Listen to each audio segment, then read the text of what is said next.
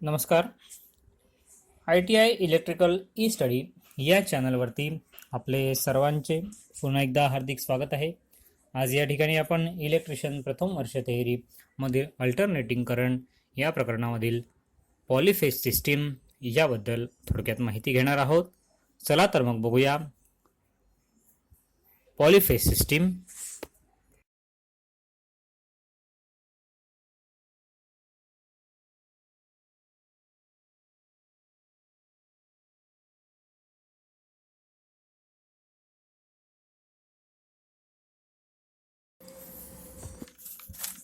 आता आपण बघूया पॉलीफेज सिस्टीम म्हणजे काय.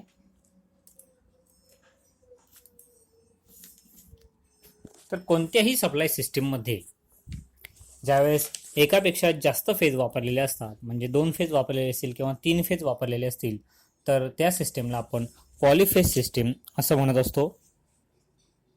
आपण आपल्या घरामध्ये एखादं उपकरण जेव्हा सप्लायशी जोडतो तेव्हा तो सप्लाय हा सिंगल फेज म्हणजे 240 volt 50 hertz frequency AC supply असा असतो. त्याकरता त्या उपकरणाकरता आपल्याला फेज आणि न्यूट्रल अशी आवश्यकता असते. साधारणतः त्या ठिकाणी 240 वोल्ट आणि 50 हर्ट्झ हा जो सप्लाय आहे हा घरगुती वापरासाठी असतो. त्याला आपण सिंगल फेज AC सप्लाय असं म्हणत असतो.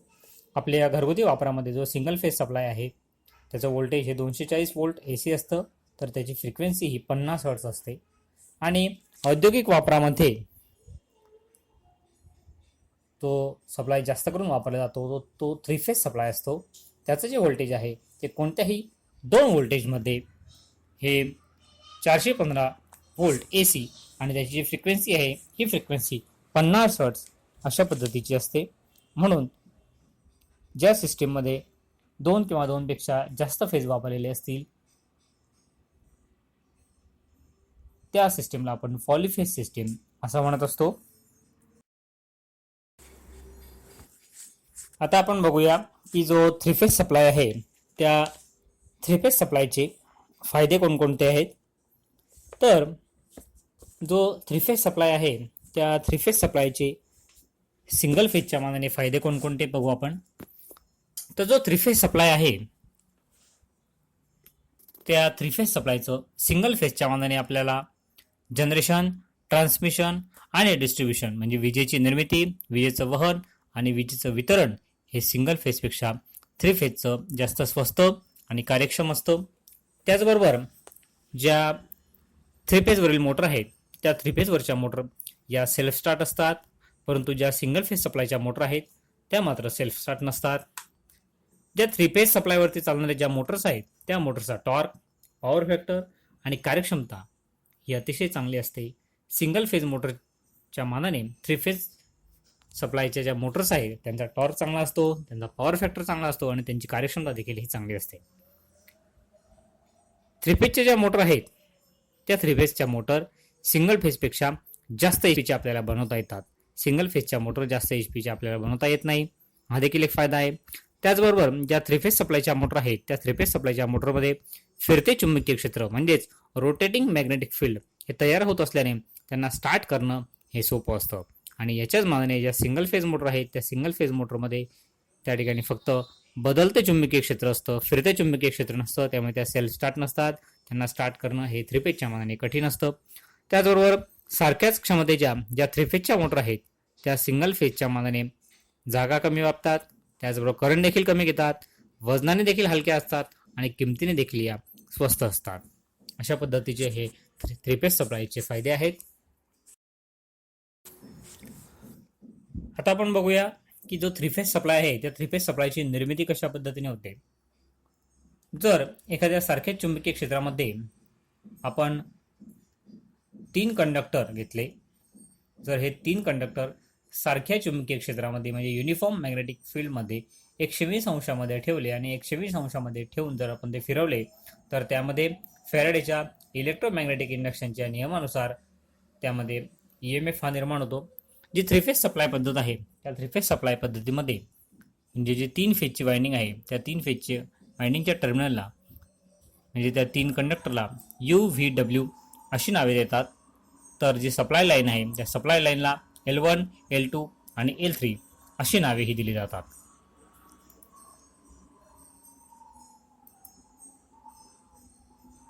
एन आणि एस या सारख्या चुंबकीय क्षेत्रामध्ये हे यू व्ही डब्ल्यू असे 3 कंडक्टर जर 120 अंशामध्ये ठेवले आणि 120 अंशामध्ये ठेवून जर ते अँटी क्लॉकवाईज फिरवले तर U1 हा जो कंडक्टर आहे हा U1 हा कंडक्टर वरून खाली, नंतर V1 हा कंडक्टर देखील वरून खाली आणि W1 हा कंडक्टर खालून वर फिरतो. यामध्ये U हा कंडक्टर चुंबकीय रेषांना ज्यावेळेस समांतर असल्याने त्यामध्ये EMF हा निर्माण होत नाही. त्यामुळे हा जो वेव्हफॉर्म आहे या वेव्हफॉर्ममध्ये U हा शून्यावर असेल. जो V आहे हा चुंबकीय रेषांच्या थोड्या अंशात असल्याने त्यामध्ये थोडा EMF निर्माण होईल आणि हा जो EMF आहे त्या EMFची दिशा ही फ्लेमिंगच्या उजव्या हाताच्या नियमानुसार निगेटिव्ह असेल. तर जो W आहे हा W सुद्धा चुंबकीय रेषांच्या थोड्या अंशात असल्याने त्यामध्ये देखील थोडा EMF निर्माण होतो आणि या EMFची दिशा देखील फ्लेमिंगच्या उजव्या हाताच्या नियमानुसार ही पॉझिटिव्ह असते. त्यामुळे हे जे 3 कंडक्टर आहेत हे 3 कंडक्टर फिरत असताना कोणत्याही क्षणी एक फेज हा पॉझिटिव्ह, दुसरा निगेटिव्ह तर तिसरा हा शून्य असतो. अशा प्रकारे हे जे 3 कंडक्टर आहेत हे 3 कंडक्टर एकमेकांच्या 120 अंशामध्ये ठेवून सारख्याच चुंबकीय क्षेत्रामध्ये जर फिरवले तर त्यामध्ये 3 फेजचा सप्लाय हा निर्माण होत असतो.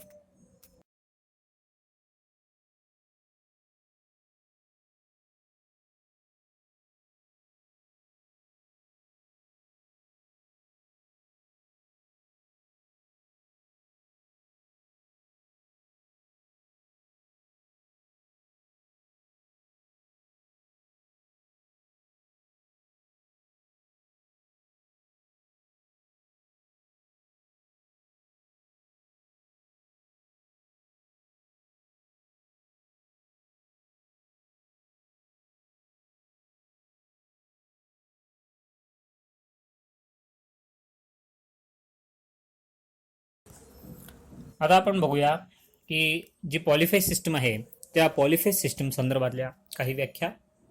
चला तर मग पहिले बघूया फेज व्होल्टेज. तर फेज व्होल्टेज म्हणजे काय? तर 3 फेज सप्लाय पद्धतीमध्ये जे 3 फेज आहे त्या 3 फेजपैकी कोणताही एक फेज आणि न्यूट्रल यामध्ये जे व्होल्टेज मिळतं त्या व्होल्टेजला आपण फेज व्होल्टेज असं म्हणतो. 3 फेज सप्लाय पद्धतीमध्ये जे 3 फेज आहेत त्या 3 फेजपैकी कोणताही एक फेज आणि न्यूट्रल यामध्ये मिळणारे जे व्होल्टेज आहे त्याला आपण फेज व्होल्टेज म्हणतो. नंतर आहे लाईन व्होल्टेज. लाईन व्होल्टेज म्हणजे काय?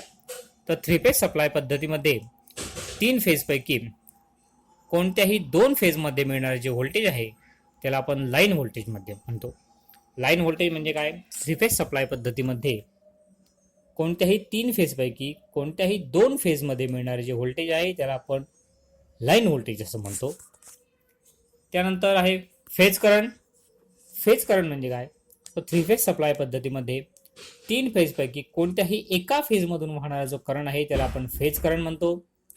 3 फेज सप्लाय पद्धतीमध्ये कोणत्याही एका फेजमधून वाहणारा जो करंट आहे त्याला आपण फेज करंट म्हणतो. तर लाईन करंट म्हणजे काय? तर 3 फेज सप्लाय पद्धतीमध्ये 2 लाईनमधून जो करंट वाहतो त्याला आपण लाईन करंट असं म्हणतो.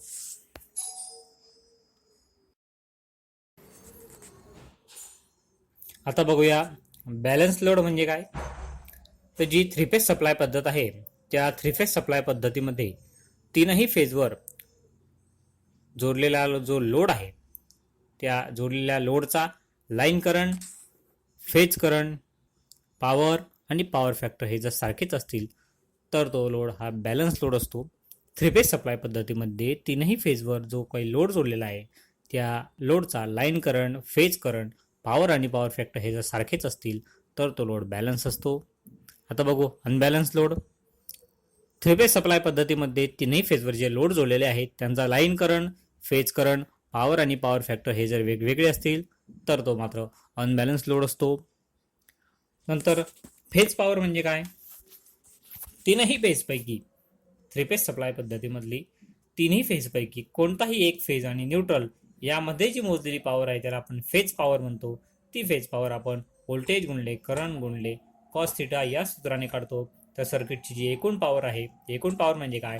तर 3 फेज सप्लाय पद्धतीमध्ये तिन्ही फेजमध्ये मोजलेली जी पॉवर आहे त्या तिन्ही फेजमध्ये मोजलेल्या पॉवरला आपण एकूण पॉवर असं म्हणतो.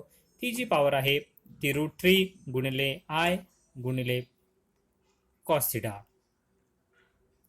या सूत्राने आपण काढत असतो. √3 गुणले व्होल्टेज गुणले करंट गुणले कॉस थिटा, या सूत्राने आपण ही पॉवर काढत असतो.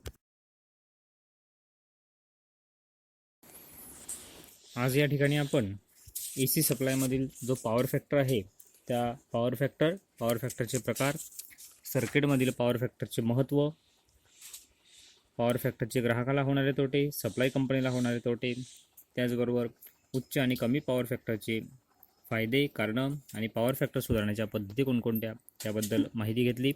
नमस्कार. आज या ठिकाणी आपण पॉलिफेज सिस्टीम म्हणजे काय, त्याचबरोबर 3 फेज सप्लायचे फायदे कोणते, 3 फेज सप्लायची निर्मिती कशी होते आणि त्या संदर्भातील काही ज्या व्याख्या आहेत त्याबद्दल थोडक्यात माहिती घेतली. धन्यवाद.